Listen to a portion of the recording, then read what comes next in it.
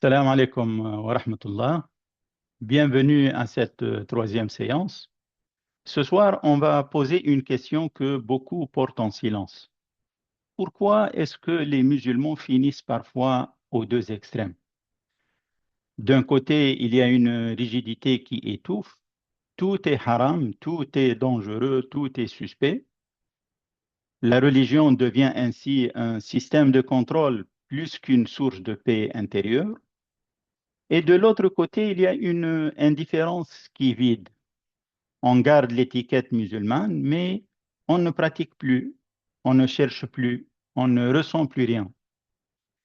Et entre les deux, il y a une majorité silencieuse qui se demande, est-ce qu'il existe un chemin du milieu?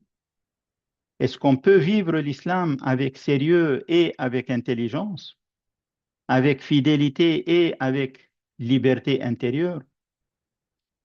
Et la réponse est oui. Mais pour y arriver, il faut d'abord comprendre pourquoi ces deux extrêmes existent. Et les causes sont plus profondes et plus naturelles que ce qu'on nous dit habituellement. Mais avant cela, rappelons rapidement le chemin parcouru jusqu'à ici.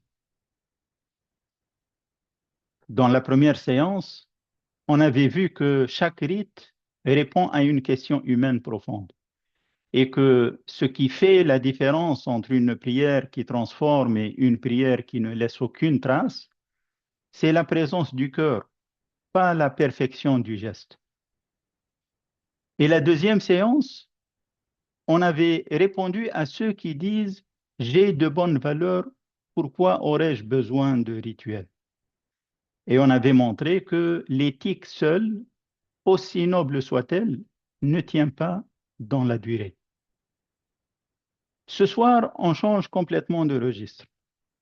On ne parle plus du pourquoi des rites, on se pose une question différente. Comment se fait-il que des musulmans qui lisent le même Coran, qui suivent le même prophète, finissent parfois dans des positions si différentes, certains dans la rigidité et d'autres dans le relâchement? Est-ce que c'est simplement l'ignorance ou le suivi des patients? Ou est-ce qu'il y a des causes plus profondes que personne ne nous explique?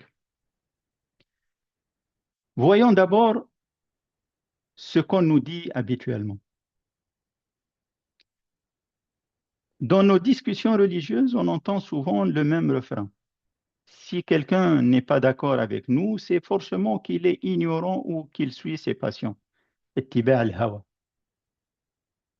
Et le problème, c'est que ce discours transforme chaque différence d'opinion en accusation morale. Et ça ferme la porte à toute discussion honnête. Or, la réalité est beaucoup plus nuancée que ça. Quelqu'un qui penche vers la rigidité, ce n'est pas toujours par piété. Parfois, c'est juste son éducation, son tempérament, sa culture familiale. Et quelqu'un qui penche vers la souplesse, ce n'est pas toujours du laxisme. Parfois, c'est une compréhension plus large des finalités de la religion. D'ailleurs, l'imam Malik disait quelque chose de très fort à ce sujet. Il disait, nos prédécesseurs ne disaient pas ceci est licite et cela est illicite. هذا حلال وهذا حرام. Il disait, je préfère ceci et je déconseille cela. أفضل هذا وأكره هذا. Alors, si ce n'est pas juste l'ignorance et les passions, d'où viennent vraiment nos différences? Pour répondre, je vais vous proposer de comprendre à travers deux axes fondamentaux. Ibn al-Qayyim a une formule écrite que j'aime beaucoup. Le connaisseur demande qu'a-t-il voulu dire? Al-Arif yaqul, ماذا أراد أن يقول? Et le littéraliste demande qu'a-t-il dit? والحرفي يقول ماذا قال؟ العارف يقول ماذا أراد أن يقول؟ والحرفي يقول qu'a-t-il dit? ماذا قال? Donc, c'est le premier axe. notre rapport au texte. Quand on lit un verset ou un hadith, certains d'entre nous se concentrent sur ce que le texte dit, ماذا يقول, les mots, la lettre. Et d'autres cherchent ce qu'il veut dire, c'est-à-dire le sens, la finalité, la sagesse derrière. Et ça produit un spectre du littéralisme pur, al-harfiya, jusqu'à l'ésotérisme, al-batiniya, en passant par le sens apparent, al-zahiri, al-nas al-zahiri, ou al-ma'na al-zahiri, et les finalités, al-maqasid. Donc un spectre de 4 catégories, al-harfiya, al-zahiriya, al-maqasidiya, al-batiniya. Les deux extrêmes sont des déviations. Mais les deux positions du milieu, al-maqasidiya ou al-zahiriya, sont parfaitement légitimes. Et le prophète sallallahu alayhi wa sallam l'a validé lui-même quand il a dit à ses compagnons, ne priez pas al-asr ka bani Qurayza. La tusallu al-asr illa fi bani Qurayza. Certains compagnons ont compris littéralement et ont retardé la prière de Asr jusqu'à après Maghrib. D'autres ont compris le sens, c'est-à-dire dépêchez-vous, et ont prié à l'heure en chemin. Et le prophète n'a blâmé ni les uns ni les autres. Le deuxième axe, c'est notre rapport à la rigueur. Le premier, c'était notre rapport au texte. Le deuxième, c'est notre rapport à la rigueur. Certains penchent naturellement vers la prudence, vers la sévérité. Et d'autres se penchent plus vers la facilité et la souplesse. Et cette tendance n'est pas juste un choix intellectuel. Elle est souvent influencée par notre hérédité, par notre éducation, notre culture.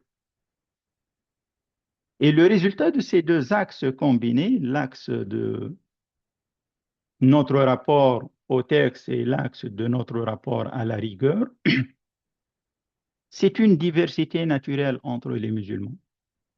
Et cette diversité n'est pas un défaut à corriger. C'est une loi divine inscrite dans la nature humaine qu'il faut accepter. Mais dans cette diversité naturelle, il faut avouer qu'il y a deux grandes tendances qui se dégagent clairement actuellement. L'une met l'accent sur le texte et la règle, et l'autre tendance met l'accent sur le cœur et l'intériorité. Et pour comprendre cette tension entre ces deux écoles ou ces deux approches, je vais vous raconter une histoire. Un vendredi après la prière, un jeune homme m'a attendu à la sortie de la mosquée. Il tenait 2 livres. Le premier livre était un manuel de jurisprudence, fiqh, un livre méthodique rempli de conditions, d'obligations et de règles. Il me l'a montré en disant, quand je lis ça, on dirait un code juridique froid. Le deuxième livre était un recueil de poésie soufie, un livre chargé de métaphores sur la proximité de Dieu et l'amour divin. Et il m'a dit, et quand je lis celui-ci, on dirait une autre religion. Puis il m'a demandé, est-ce que c'est vraiment la même religion? Ce jeune homme illustrait parfaitement les deux axes qu'on vient de décrire. Le premier livre, c'est la tendance qu'a-t-il dit, ماذا قال, les règles, la lettre. Le second, c'est la tendance intérieure. Qu'est-ce que ça veut dire pour mon cœur? Et sans le savoir, ce jeune homme posait l'une des questions les plus anciennes de la pensée islamique, à savoir la tension entre la loi et l'expérience spirituelle, entre la règle et le cœur. Et les jeunes musulmans d'aujourd'hui se trouvent souvent devant un choix qui ne devrait pas en être un. Soit une religion de règles sans âme, soit une spiritualité sans règles. Donc ma réponse à ce jeune homme a été immédiate. Tu n'as pas à choisir entre les deux. Et vous non plus. Et pour comprendre pourquoi, examinons honnêtement les deux approches en reconnaissant ce que chacune a de précieux, puis ce qui mérite d'être questionné dedans chacune de ces deux approches. Commençons par l'approche du texte strict. Et avant de la questionner, soyons honnêtes et reconnaissons ce qu'elle a de précieux. D'abord, cette approche a rendu un service immense en insistant sur l'authenticité des hadiths. Au fil des siècles, des récits non vérifiés et des superstitions se sont mélangés aux enseignements religieux. Et le fait de revenir aux sources fiables a permis d'assainir tout ça. Parce que sans texte fiable, il n'y a pas de compréhension fiable. Cette approche, l'approche du texte strict, a aussi apporté une prudence saine envers les innovations rituelles. Quand des pratiques inventées se mêlent aux rites prescrits, c'est légitime de se demander est-ce que ça vient vraiment du Coran et de la Sunna. Et puis, il y a la rigueur dans les règles. On ne peut pas prier sans savoir comment prier. Donc, la discipline juridique, c'est le squelette de la pratique. Et sans squelette, le corps s'effondre. Sauf que, et c'est là que la question se pose, un squelette à lui-même ne suffit pas pour former un être vivant. Il faut aussi un souffle, il faut un cœur, il faut une âme.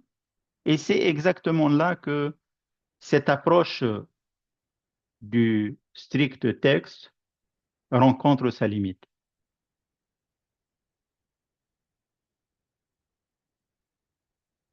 Pour illustrer cette limite, il y a un hadith que je trouve très parlant. Le prophète sallallahu alayhi wa sallam dit, l'homme termine sa prière et il ne lui est inscrit que le 10e, le 9e, le 8e. Et il a continué jusqu'au tiers et la moitié. إن أحدكم يصلي صلاته ولا يكتب له منها إلا عشرها تسعها ثمنها سبوعها إلى غير ذلك إلى أن وصل ثلثها نصفها. Pensez à ce que ça veut dire. Cette prière est juridiquement valide. Les ablutions sont faites. La qibla est restée. Les gestes sont corrects. Tout y est sur le plan extérieur. Et pourtant, il n'en reste qu'une fraction. Pourquoi? Parce que le cœur n'était pas entièrement présent. C'est ce que j'appelle le fossé entre la validité et la vitalité. Une prière peut être parfaitement valide sur le plan juridique et en même temps complètement vide sur le plan spirituel. Et c'est cet espace entre les deux que beaucoup ne savent pas comment habiter. Quand un jeune vous dit je prie correctement mais je ne ressens rien, et qu'on lui répond simplement prie comme le prophète, la réponse est juste, mais elle est incomplète parce que sa question ne porte pas sur la forme de sa prière, elle porte sur la présence du cœur et de l'esprit. Et cette crise n'est pas nouvelle. Abu Hamid al-Ghazali, au XIe siècle, celui qui était considéré comme le plus grand juriste de Bagdad à l'époque, a traversé exactement la même chose. Au sommet de sa gloire scientifique, il a tout quitté et s'est retiré pendant 11 ans. Puis il est revenu avec son œuvre majeure, Al-Ihya, Ihya Ulum al-Din. la revivification des sciences de la religion. Et le titre dit tout. Il dit que les sciences de la religion existaient déjà, mais elles avaient besoin d'être revivifiées. Et c'est ce qui nous conduit naturellement vers la deuxième approche, l'approche du cœur. Donc parlons maintenant de cette approche et là aussi commençons par ce qui est précieux dans cette approche. Il faut d'abord rappeler une chose que beaucoup oublient, à savoir l'attention portée au cœur, c'est coranique avant d'être soufi. Le Coran dit, sauf celui qui vient à Dieu avec un cœur saint. إلا من أتى الله بقلب سليم. القلب السليم. C'est en quelque sorte le passeport du salut. Et le hadith prophétique va dans le même sens. Dieu ne regarde pas vos apparences, mais il regarde vos cœurs et vos œuvres. إن الله لا ينظر إلى صوركم ولا إلى أجسامكم ولكن ينظر إلى قلوبكم وأعمالكم. Donc cette tradition spirituelle trouve ses racines dans le Coran. Et le soufisme a développé tout un vocabulaire du cœur comparé à l'approche du strict texte. On trouve par exemple des termes tels que la présence, al-huzur, le goût spirituel, al-tadawwuq, la sérénité, al-sakina, la vigilance intérieure, al-taqwa, l'amour de Dieu, al-mahabba. Et ces termes ne sont pas des inventions soufis, ce sont des dimensions coraniques réelles.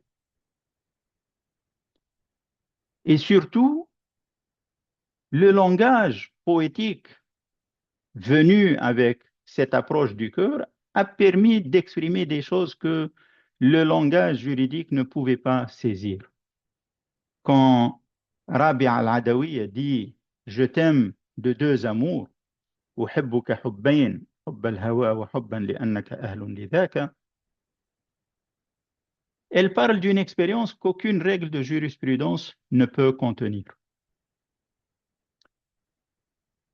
Cela dit, comme pour la première approche, il y a des éléments qui méritent d'être discutés dans cette approche.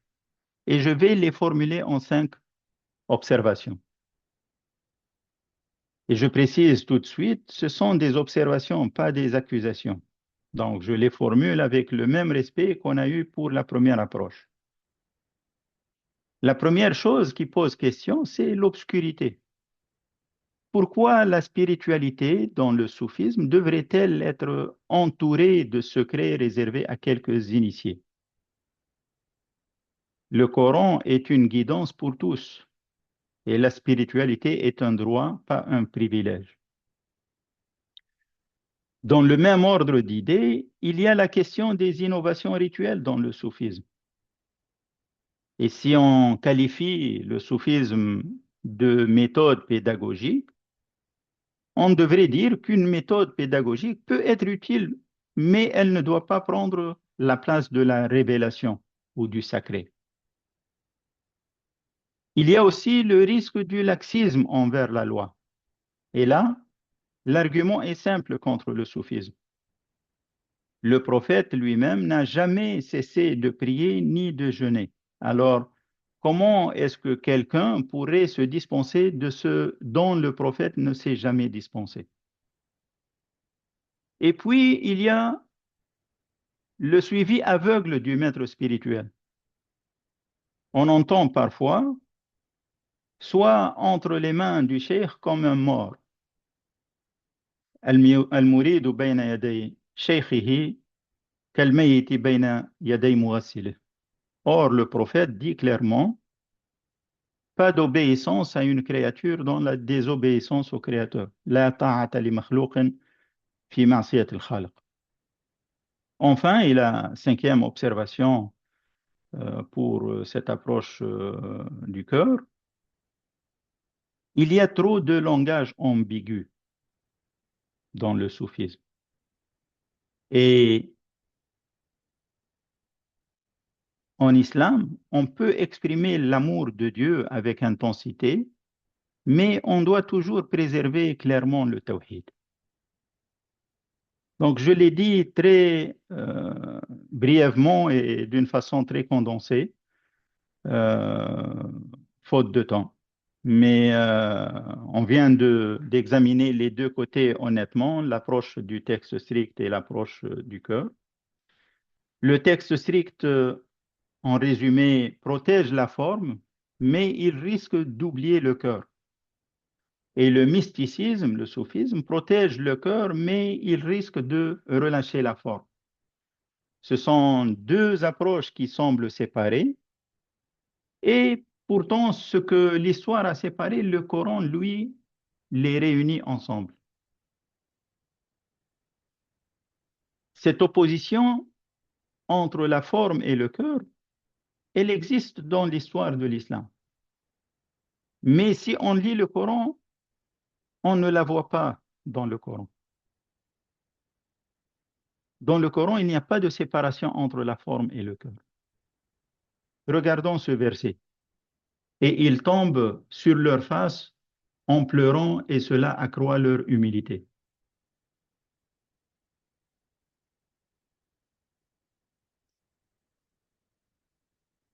Si on décompose ce verset, on voit que le Coran réunit tout dans la même phrase. Ils tombent sur leur face. وَخَرُّوا يَبْكُونَ.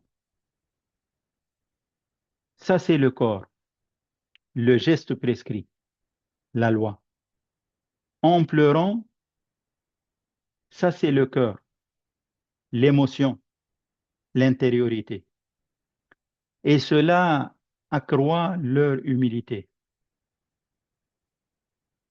C'est le résultat. Donc, une spirale ascendante dans laquelle le geste nourrit l'émotion et l'émotion approfondit le geste. Le Coran ne dit pas que les pleurs sont un luxe mystique réservé à une élite. Et il ne dit pas non plus que c'est une faiblesse. Il les place au cœur de la relation avec Dieu, comme le fruit naturel d'un cœur qui entend la parole et qui en est bouleversé. Et d'ailleurs, le Coran dit la même chose des prophètes eux-mêmes. Quand les versets du tout miséricordieux leur étaient récités, ils tombaient prosternés et en pleurs. وَإِذَا تُلِيَتْ عَلَيْهِمْ آيَاتُنَا خَرُّوا سُجَّدًا وَبُكِيًّا. Prosterné, c'est la forme, et pleurs, c'est le cœur. Les deux ensemble dans la même phrase, à propos de ceux que Dieu a choisis, al-Anbiya, les prophètes. Autrement dit, la forme n'est pas un obstacle à l'émotion. Elle en est le réceptacle. Mais il existe un texte prophétique qui organise ces dimensions encore plus clairement. C'est le célèbre hadith de Jibril. Le hadith de Jibril, le hadith de Gabriel, résume à lui seul l'ensemble de la religion. Omar ibn al-Khattab nous raconte qu'un homme apparaît parmi les compagnons, vêtement d'une blancheur exceptionnelle, personne ne le connaît, et il pose trois questions au prophète. Il lui demande d'abord, qu'est-ce que l'islam? Et le prophète répond par les actes, la shahada, la prière, le jeûne, l'aumône, le pèlerinage. Autrement dit, la pratique, la forme, la loi. Puis le même homme lui demande qu'est-ce que l'iman, l'iman. Et là, le prophète répond par les convictions, croire en Dieu, aux anges, aux livres, aux prophètes, au jour du jugement et au destin. Et ça, c'est la foi.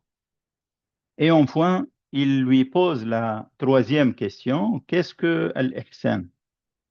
Et le prophète répond par cette formule extraordinaire.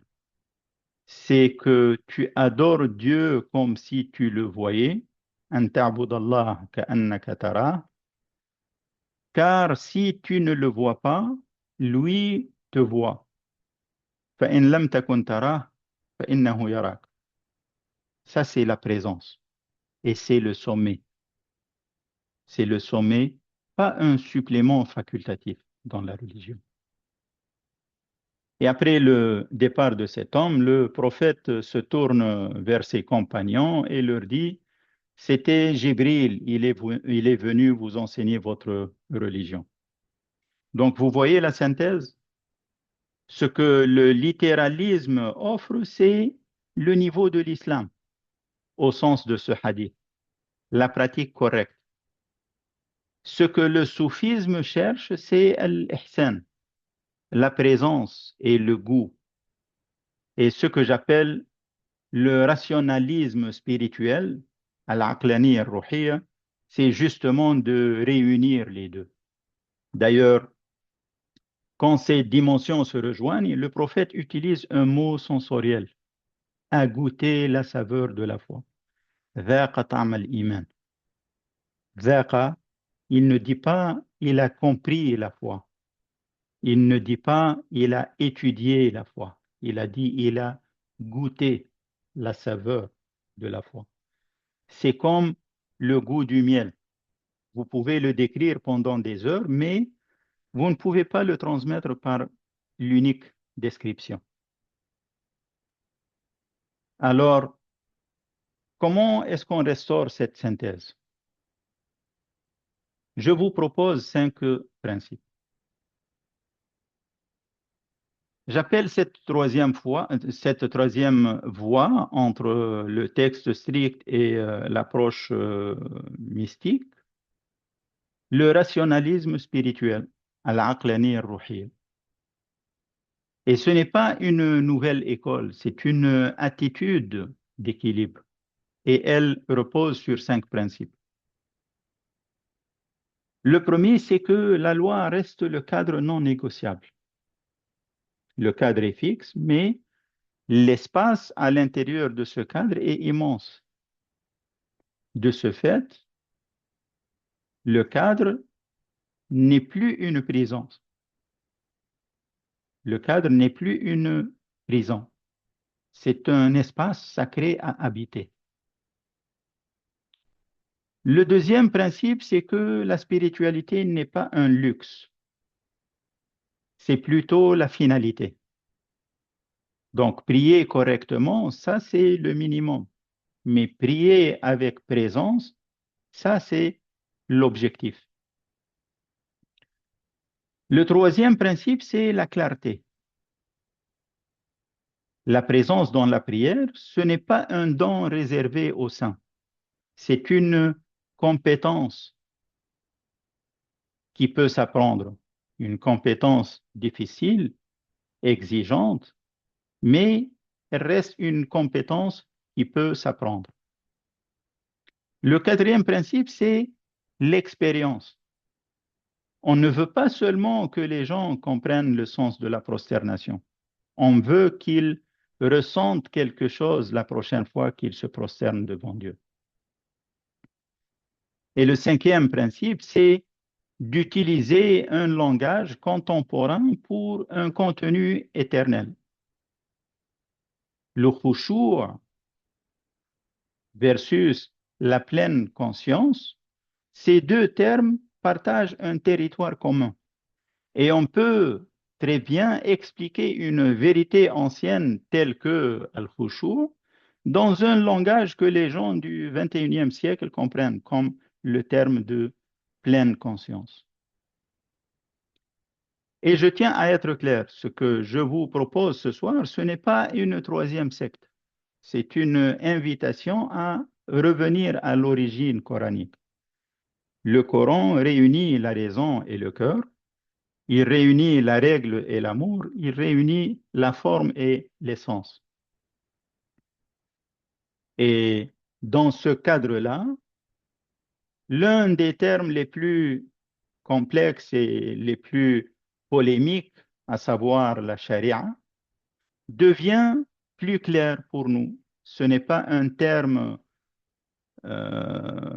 issu de l'approche du texte strict, rigide, etc., mais ça devient dans le cadre de l'approche du rationalisme spirituel et on la ramène à son premier sens, qui est un chemin clair qui conduit vers l'eau. Donc, résumons maintenant ce qu'on a partagé ce soir. Trois idées essentielles à retenir de cette séance. La première, c'est qu'il n'y a pas à choisir entre une religion de règles sans âme et une spirituelle sans règles. C'est une fausse alternative, car le Coran n'a jamais séparé le geste du cœur. Le Coran réunit la prosternation et les pleurs, il réunit la forme et l'intériorité. La deuxième idée, c'est qu'il existe trois niveaux dans notre religion, pas seulement deux. On a le niveau de l'islam, qui est la pratique, on a le niveau du iman, qui est la foi, et le niveau du ihsan, qui est la présence.